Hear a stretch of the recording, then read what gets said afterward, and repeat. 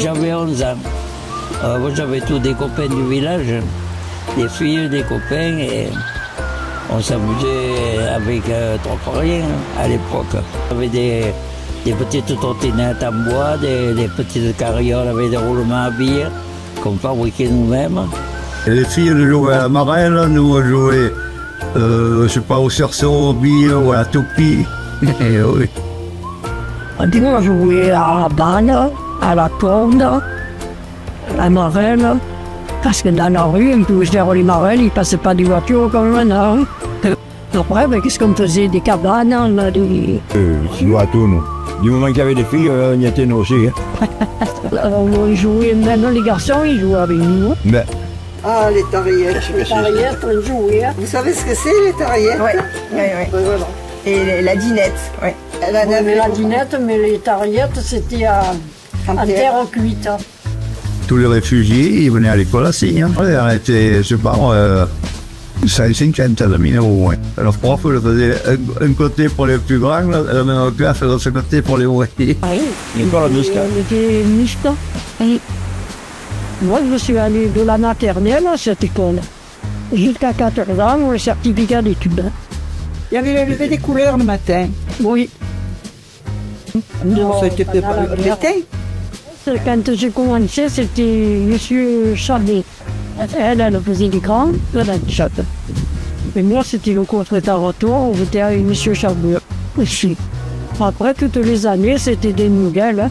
Vous savez, parce que les parents nous disaient, faites attention, si vous posez des questions, là, ne répondez pas ou dites que vous ne savez pas, parce qu'il y avait les espions là qui étaient. Et sinon, tiraient l'air du nez. Et lorsqu'on sortait du cinéma, ça va, on les voyait arriver, c'était au Café Guido, quoi, voilà, le cinéma. Et ils descendent de la rue, on entendait le bruit de ces bottes là. C'est une botte mal. Après, on n'a pas souffert. J'étais petite, nous, on n'a jamais manqué de rien, on n'a jamais souffert. Sur la nourriture, sur rien. On les voyait faire, quand on est enfant, on ne réalisait pas tout. Hein. Moi, j'étais à l'église, je faisais l'enfant de cœur. C'est l'abbé Saglietto, là. Et on est payé un sou par messe. Ah, bien après, il y avait la tête Victoria, justement, qui avait les bonbons, la vitrine, avec les caramels, un gros pot, un verre comme ça, les caramels gagnants. Là. Alors on prenait un caramel, si c'était gagné, on a le droit d'en prendre un autre.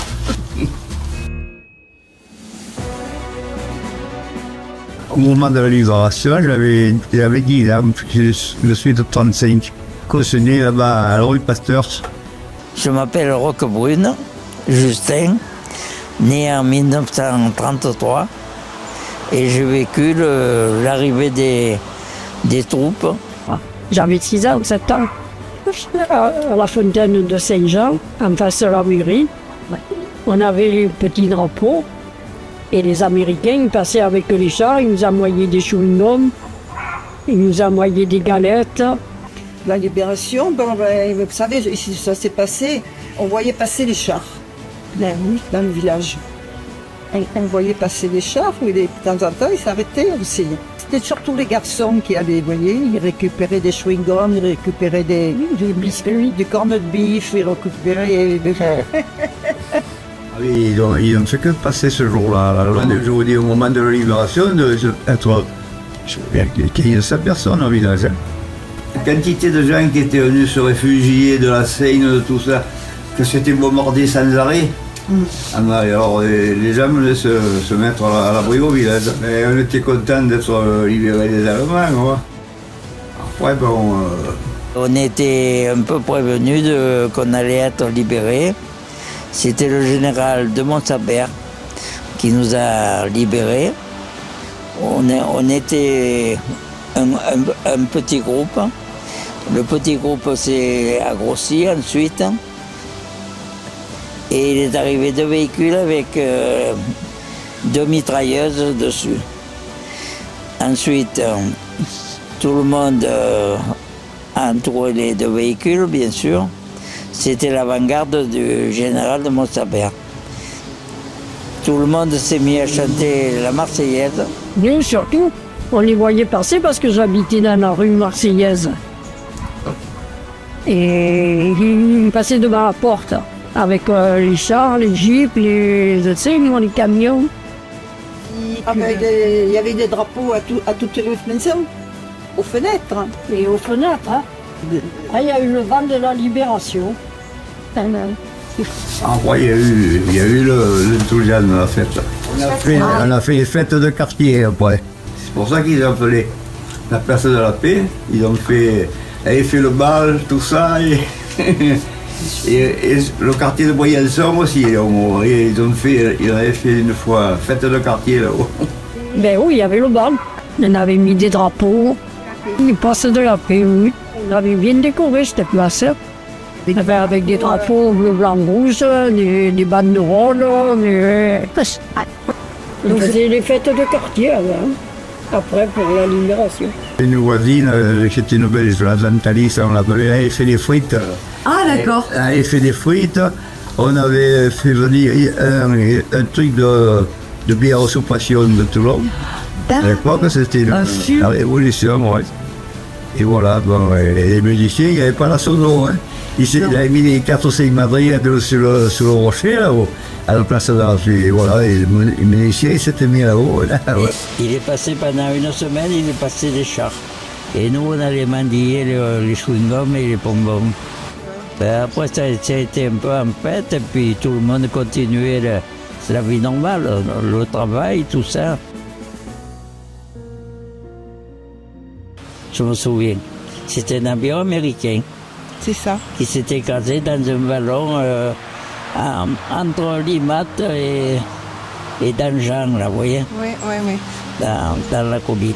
Dans le village, ceux qui habitaient avec des fenêtres qui donnaient sur en vue, qui perdaient de la hauteur, quoi, de l'altitude.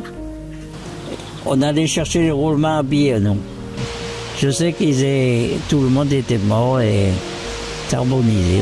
Et il paraît qu'il y a à Sainte-Croix, là, c'est l'hélice de l'avion qui a été volée, qu'on a retrouvé et qu'on va mettre à l'entrée du village.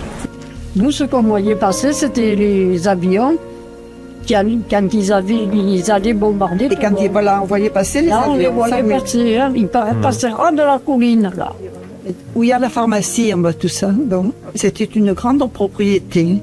Et il y avait une sorte de maison, c'était une petite bastide. Et un jour, un après-midi, je ne sais pas ce qui se passe, il y a un convoi allemand qui passe, il rentre dans cette propriété, il nous attrape tous et ils nous mettent avec la vache, dans les tables. On était tous, et peur, coincés là. Ils nous ont laissé je ne sais pas combien de temps, et puis après, on est ressortis. Mais cet après-midi, ce jour-là, il y avait une bombe qui avait été lâchée.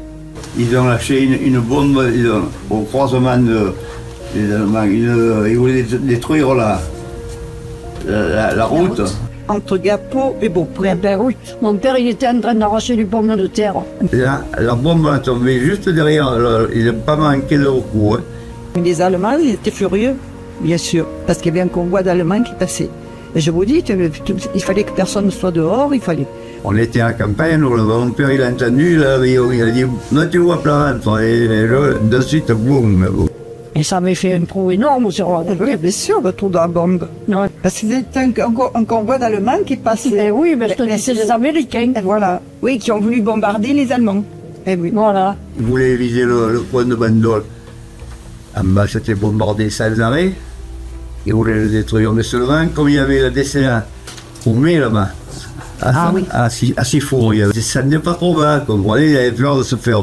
C'est pour ça qu'en gros, il n'était pas précis. Alors, heureusement, parce que ça aurait fait des dégâts. Hein. C'était la maison de mes grands-parents.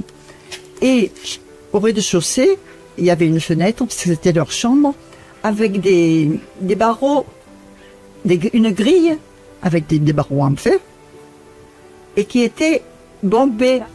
Qui est arrivé un tank, une chose énorme, qui restait coincé sous le bar-tabac. Et un choc leur a arraché un char est resté coincé. Parce que là, c'était étroit. C'était très étroit. Là. Il y avait le devant qui touchait d'un côté, le derrière touchait de l'autre, je ne sais pas comment il était malheureux, le gamin. Il y avait ça de chaque côté, les pas droit. Voilà, je me souviens de ça. Dans la maison, nous avions une locataire, Lucie. Tante Lucie. Tante Lucie, c'était une demoiselle. Et elle nous l'a dit qu'après la guerre, c'est qu'elle avait ramené de l'église des tas de candélabres pour lever parce qu'on avait peur que les Allemands le prennent. Pour les cacher. 2 jours plus tard, j'ai appris qu'il y avait une patrouille de militaires allemands qui venaient vers Signes. Ils n'étaient que 6. Et quand ils sont arrivés au compte rouge, là-haut, au-dessus de Signes, ils ont entendu la Marseillaise. Et comme ils étaient peu nombreux, ils se sont retournés. Ils étaient en vélo. Ils ont dû croire qu'il y avait une grosse troupe déjà arrivée, mais il n'y avait que 2 véhicules. J'ai accompagné mon grand-père, on allait chez M. Trottebal, et il avait un poste pour écouter des choses énormes. Alors il mettait un tissu dessus pour la pousser.